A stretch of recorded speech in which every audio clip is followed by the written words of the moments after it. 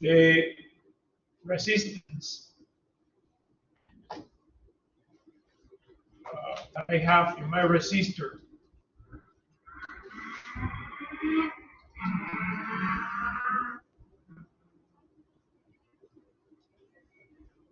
Resistance of the resistor, I know we have two resistors connected in series. So we have 94,100 ohms.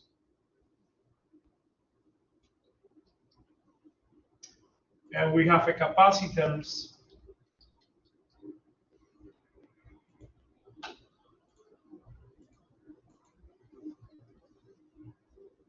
that was 452 times 10 to a negative 6 farads.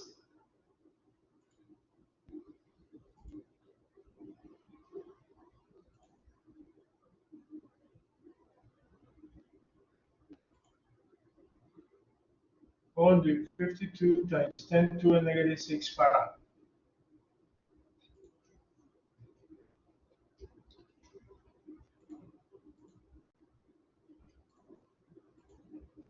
So 452 times 10 to the negative 6 farad in scientific notation is the same as 4.52 times 10 to a negative 4 farads, right? It's the same. So now with that, I can calculate the time constant.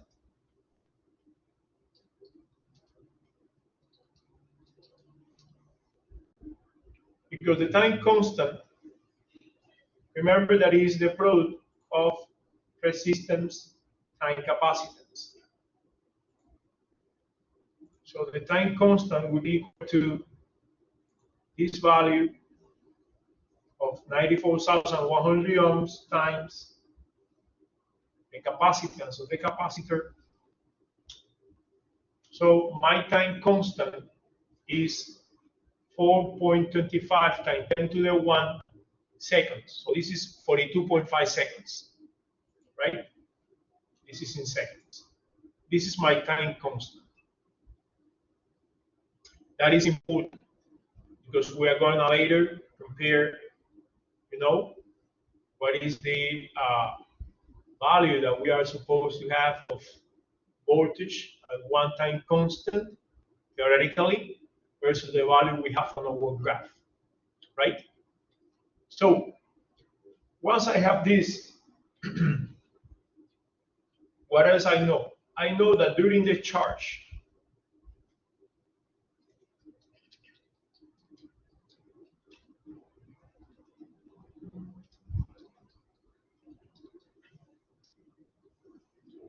my initial voltage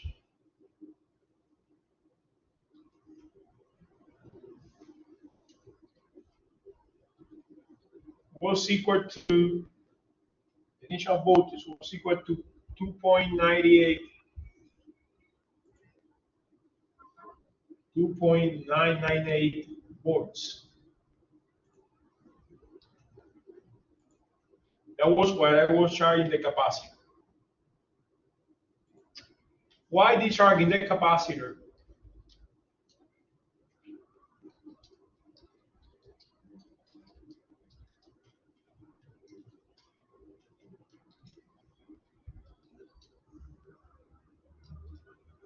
I found that the voltage that I have, which is going to be like an initial voltage in that case, was 2.710 volts.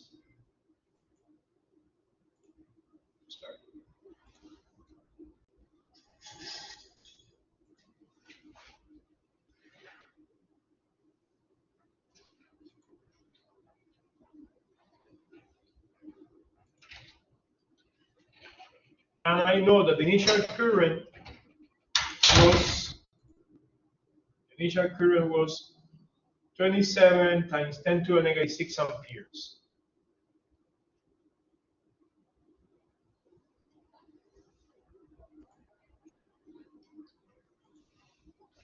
That was the initial current.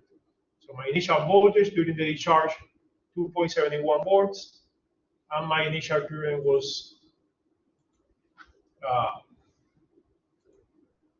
2.70 times 10 to the negative 5 amperes. Now, what I want to do, I want to graph. Now, the graph of voltage versus time during the charge. So we'll be inserting here a scatter plot graph. That is the graph of voltage versus time during the charge of the capacitor. But now, I would like to insert one more column here, because this voltage is the voltage experimental. But I could include here a voltage inverse theoretic.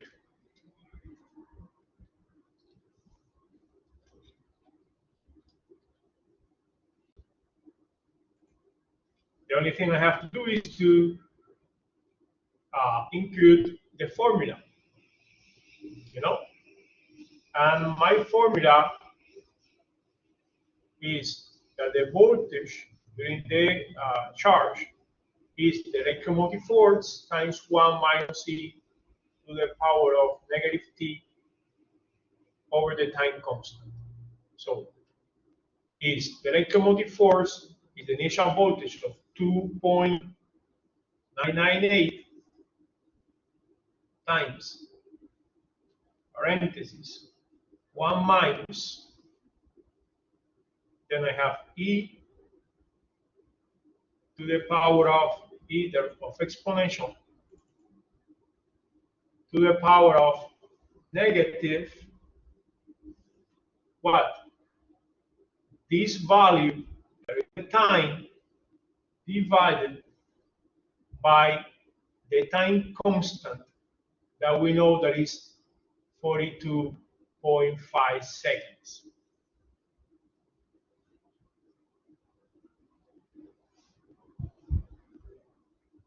So this formula is the formula to calculate the theoretical voltage, 2.998, because it's the value of voltage when that my battery had, when I was just charging the capacitor, times 1 minus e to the power of negative time over the time constant, that is 42.5 seconds. So I go 0 here, then I can just extend it. And these are the values that I get when I extend it. And these are the theoretical values. Of course, I will now change the number of decimal places because it's too much. Right? So like that, with decimal places. And now these are the values of the theoretical voltage. Why? Because I want to compare, my theoretical voltage versus the graph of the theoretical voltage with the graph of the experimental voltage. So now we go to my graph, and we say select data here. I will be adding one first set of data. That this one is going to be the voltage experimental. The x values are the times, and the y values are the voltage.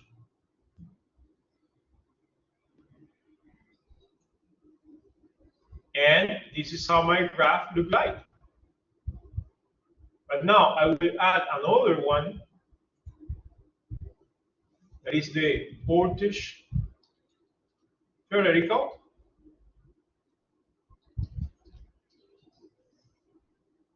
The x values are the same x values of time, and the theoretical values of voltage are now these values.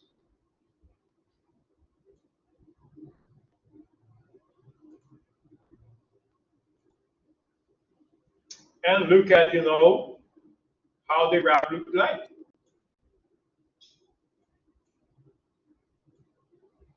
So let us now start just including some labels. So the axis tires, and also I would see why it doesn't show me. Yeah, now delayed.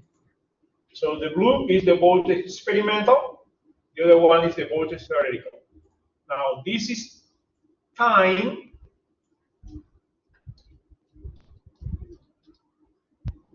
in seconds, and this is the voltage of the capacitor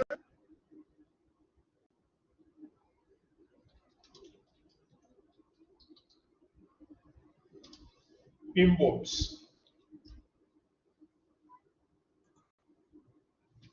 And here we have a graph, and look at how good is the match between, the theoretical graph and the experimental graph. Really, really very good. Now, the time constant was 42 seconds. Was 42 seconds, right? That was the time constant. So I'm going to do something here in the x-axis. I will add more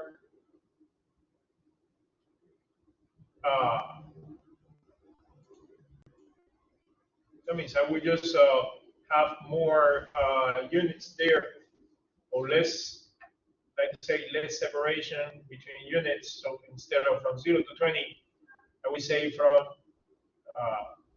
every five boards, right? So we say like 5 here.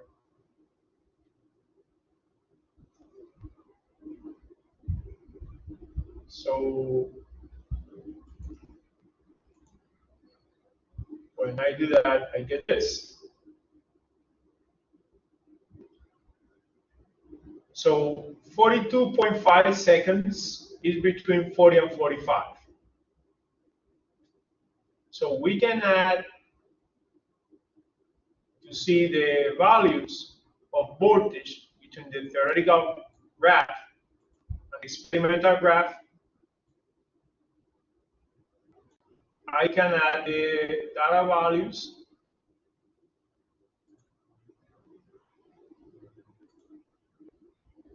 My interest is only to see the values at 42.5 seconds approximately. So I would say at 45 seconds. I can interpolate, but I am not going to do that. So we say 45 seconds. And at 45 seconds, really the time constant is 42.5 seconds, right? But I have data at 40 seconds and at 45 seconds. So I will have to interpolate if I want to just get the exact value of that. But to quantify the error, I will say that at 45 seconds, the theoretical value of voltage was 1.985, while the experimental value of the voltage was 1.816.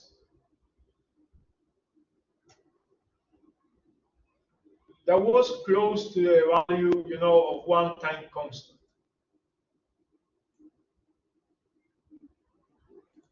course, I will just eliminate these data labels.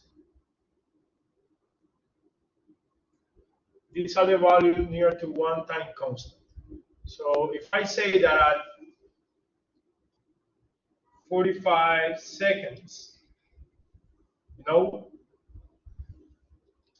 the voltage theoretical is equals to 1.816 volts, and sorry, that was the voltage experimental. The voltage experimental is 1.816 volts, and the voltage theoretical is equal to 1.985 volts. We can calculate the percentage of error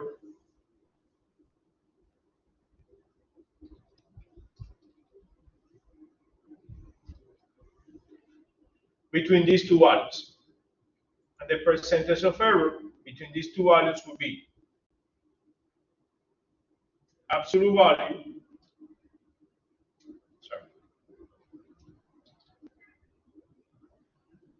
absolute value of, I will now subtract the theoretical value of 1.985 minus the experimental value of 1.816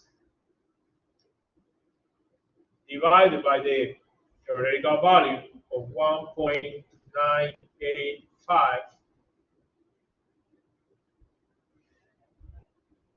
and then I will multiply all these times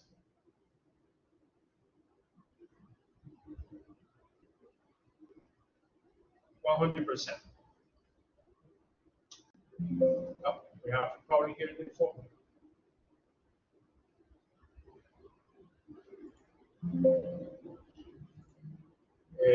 Well, it's because I'm missing the division sign.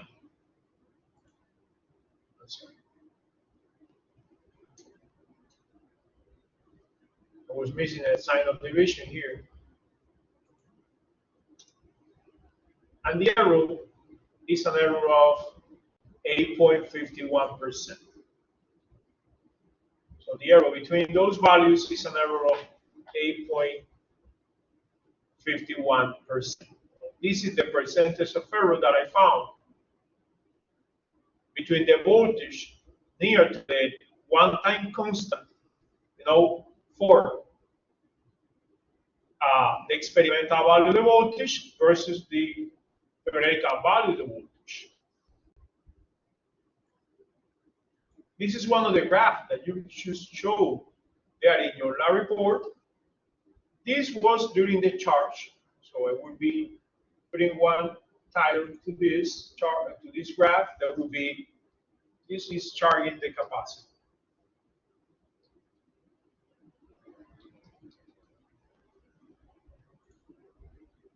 This graph was charging the capacitor. Now I will go over a graph when I am discharging the capacitor.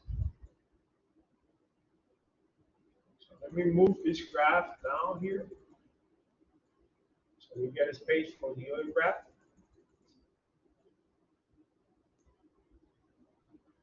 Now let's analyze what happened with the discharge. And then again, we have equations for the charge and discharge of the capacitor. You know, we have values for the charge and discharge of the capacitor. So again, now the voltage that I have in my capacitor, when I started the charge, was 2.628 volts, and the current, you know, the initial current there was 2.7 times 10 to the negative 5 amperes. in this case, what I'm going to do is to graph, voltage and later the current, experimental values of voltage and current, during the discharge of the capacitor. So I will be inserting here one graph.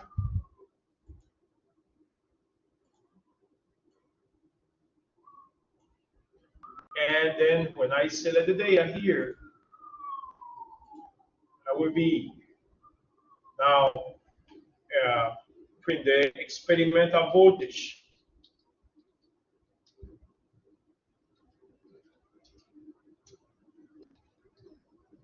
will be during the discharge of the capacitor. The values of times are this, and the values of voltage experimental are these values. Sorry.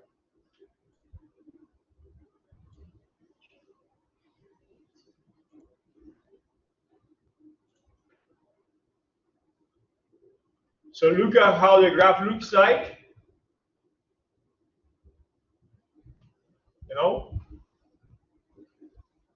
So I can include one more column for the voltage theoretical. So we can say that this is the voltage experimental. And I can include here now the voltage theoretical in volts.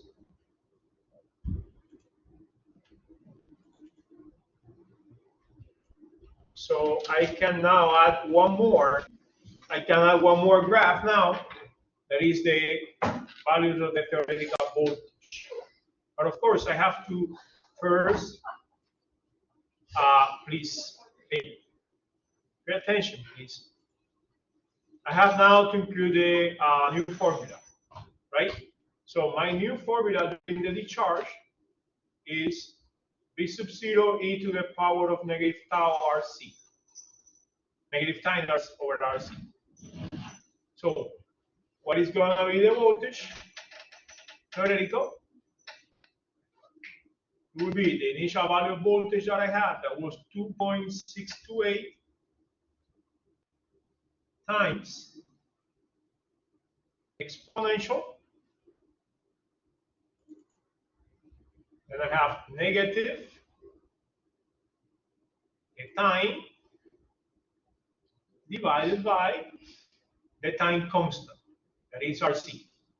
The time constant is 42.5 seconds.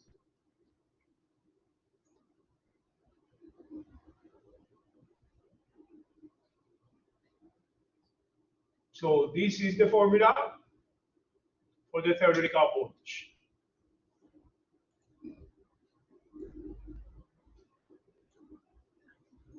And here are my values of theoretical voltage.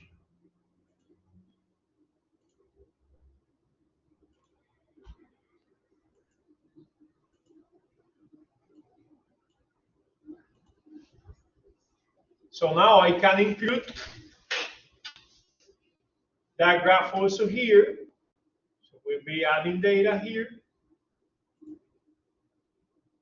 So that one was the experimental voltage. Now we'll be adding another series. That is the theoretical voltage.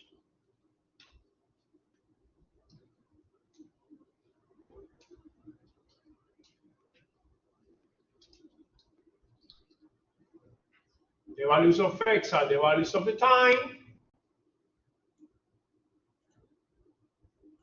And here we have the values of the voltage theoretical.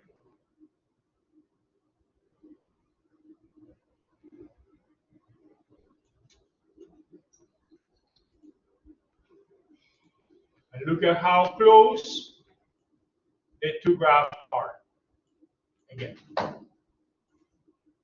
So I will be adding now Access titles, chart title. This is discharging the capacitor.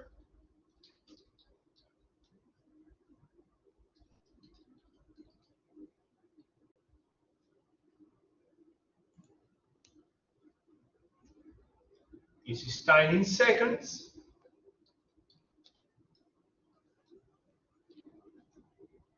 And this is voltage in volts.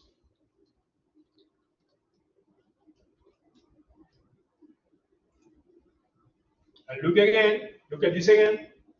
How good, right, are the experimental results when you compare the experimental values are the blue values and the theoretical values are the values in, well, I don't know if that color is like brown or something. I don't know. Well, I don't know the colors to read.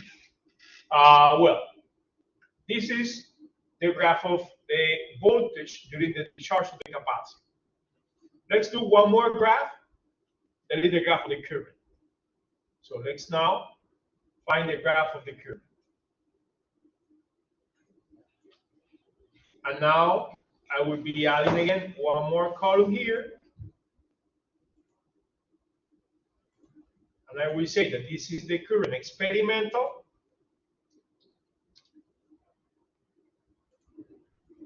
And then we have the current theoretical.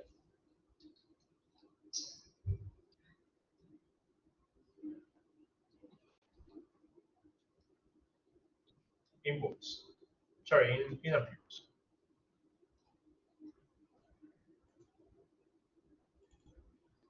And now, of course, the equation for the current is initial current times e to the power of negative t over tau. This is for the current theoretical during the discharge. So my initial current was 2.7 times 10 to the negative 5 amperes. We say 2.7 e to the minus 5 times exponential minus time over tau, the time constant, that is 42.5 seconds. And then now I can just calculate all the theoretical values of current. These are the theoretical values of the current. I mentioned, during the lab that in this case, I was using a multimeter as a middle, and it didn't have enough resolution, to appreciate, especially some small changes, in current, like for example, below 7 times 10 to a negative 6 or 8 times 10 to a negative 6 amperes. It wasn't good enough, a multimeter, just to appreciate the difference in the current. That's why now you will see a much bigger or a bigger difference between the theoretical value of current and the experimental value of the current. It's because the instrument that I had wasn't really good enough, right, to measure the values of current during the discharge. So we'll be now adding my new graph, and last, so insert this. We say select data, and this will be experimental current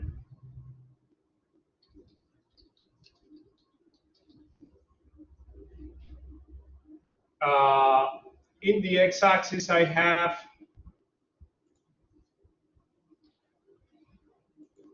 the time, and in the y-axis. And in the y-axis, we have now, the values of experimental current. Now, I will add one more series here. These are the theoretical current.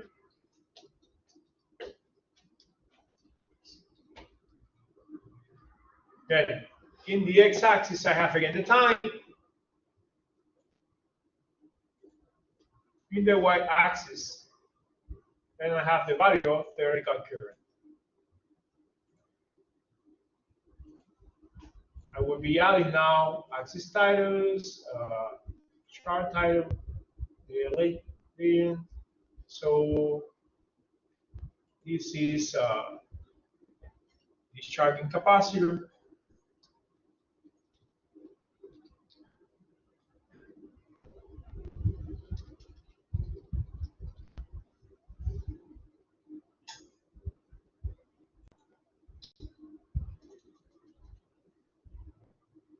And then here I have the time in seconds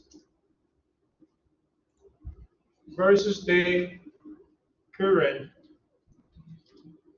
And then this current is really, in amperes, but look at this is 3 times 10 to the negative 5 amperes. So we're talking about very small values of current, right? So current in amperes.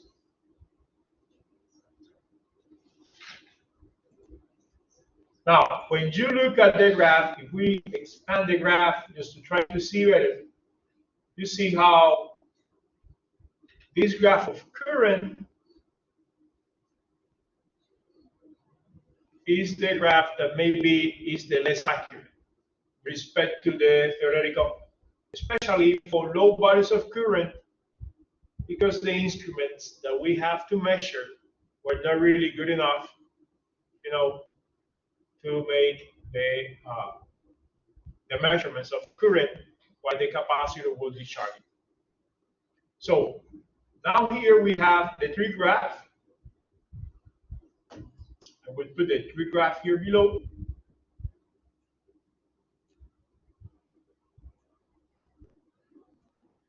Now first, the graph of voltage